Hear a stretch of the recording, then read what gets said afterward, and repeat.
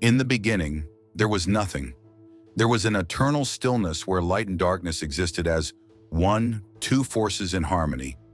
They were bound together in perfect equilibrium. There was no war, no ambition, no hunger for power, only the quiet hum of existence, vast and unbroken. But then something changed. A rift tore through reality, an anomaly that should never have existed. No one knows what caused it. From this wound, shadow energy was born, an unnatural force that defied the laws of the world. It was raw, limitless, and uncontrollable, a power that could shape or destroy everything it touched. At first, shadow energy had no will of its own. It was a force, not an entity. But as it flowed through warriors, kings, and conquerors, it absorbed their desires, their hatred, their greed. Over time, shadow energy became aware, a dark intelligence forming from the ambitions of those who sought to wield it. This consciousness became known as the shadow mind, a being born not from flesh and blood, but from war and whispers. The shadow mind was more than just a spirit. It was the will of shadow energy itself, seeking to spread, to consume, to rewrite the world in its own image. It whispered to rulers, corrupted the strong, and turned warriors into monsters. It did not seek destruction alone, it sought domination. To bend reality, to erase weakness, to forge a world where only those worthy of power could stand. Realizing the danger, the greatest warriors and scholars of the ancient world united against the shadow mind. They forged the sphere, a prison designed to contain the very essence of shadow energy. With immense sacrifice, they sealed the shadow mind within, locking away the darkness that threatened to consume everything. But the war was far from over. Even in captivity, the shadow mind still whispers, its influence seeping through the cracks of the sphere. It tempts those who come near, promising power beyond imagination.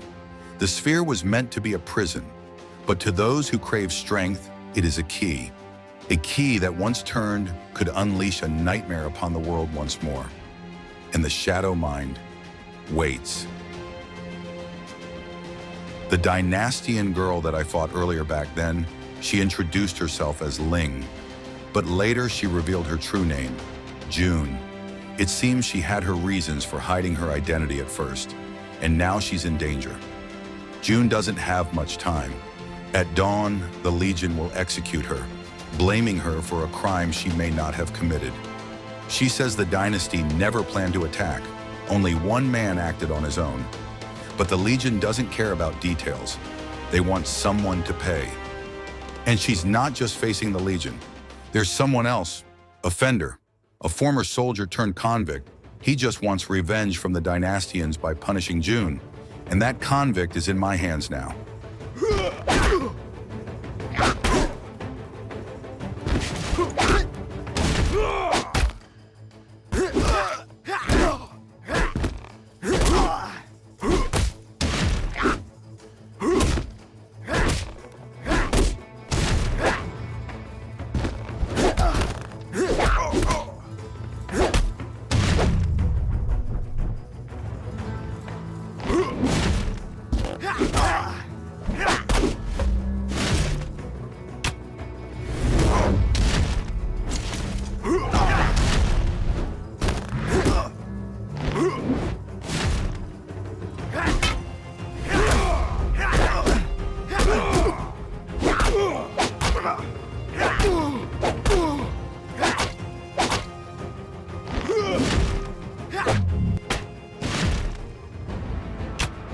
Some battles are fought with swords, others with trust.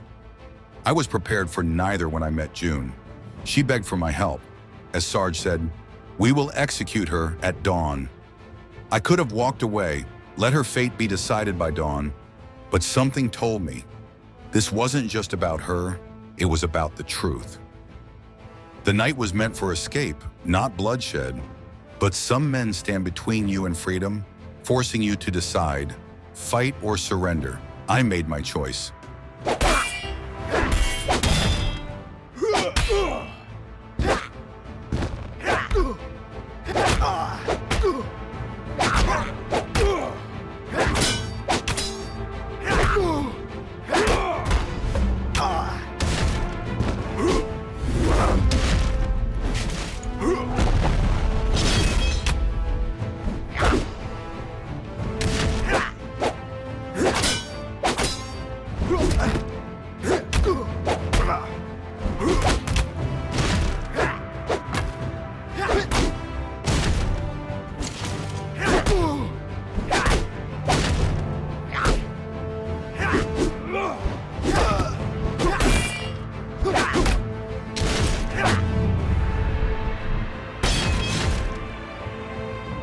We were almost out, but then someone blocked our path, Emissary.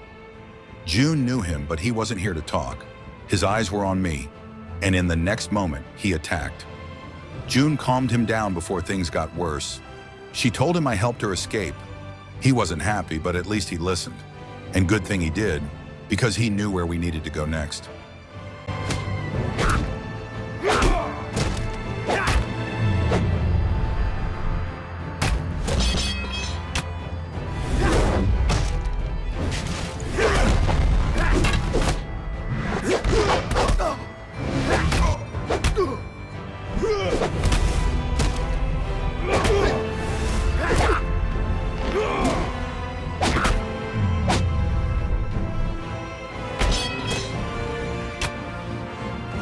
June decided I needed more than just a sword. She handed me a crossbow and told me to hit the target. Simple, right? Turns out there's more to it than just pulling the trigger. Breathing, focus, precision. June made sure I learned it all. Not bad. Still not my weapon of choice, but at least now I could land a shot when it mattered.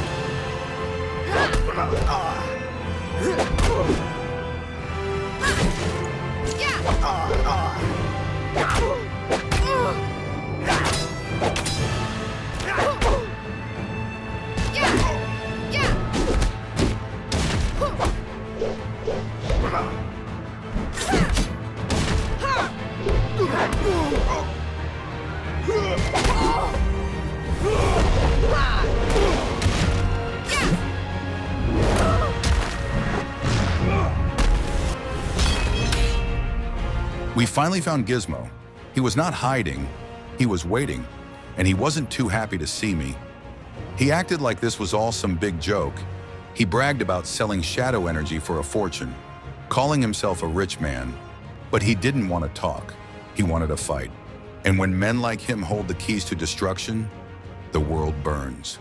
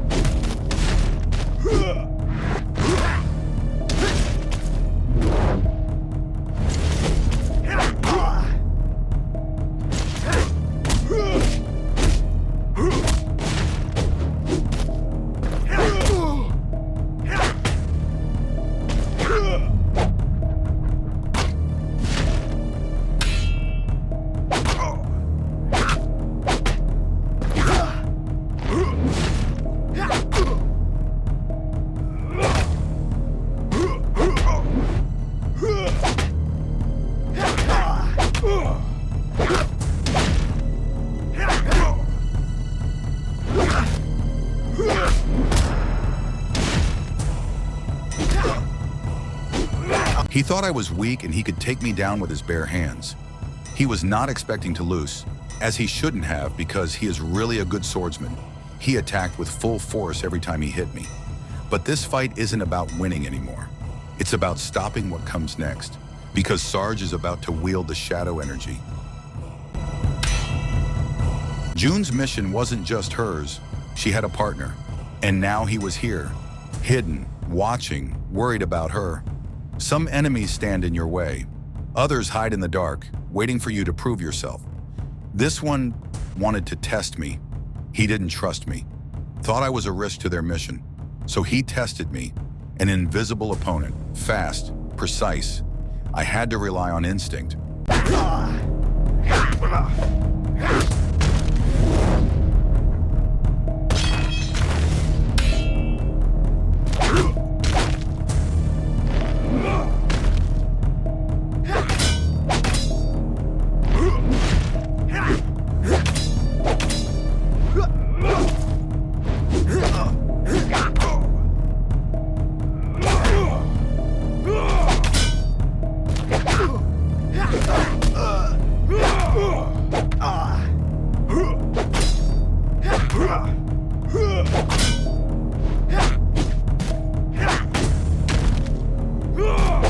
Fighting someone you can't see, it's a different kind of battle. I had to listen, react, strike at nothing and hope it landed. He wasn't my enemy, just making sure I was worth June's trust. And from the way he spoke, I think I convinced him. Sarge is still ahead of us. And if Gizmo's words mean anything, he's about to wield the shadow energy himself. Something feels wrong. This isn't just another fight. I can't shake the feeling that we're too late, that whatever he's after, whatever he's about to become, can't be stopped.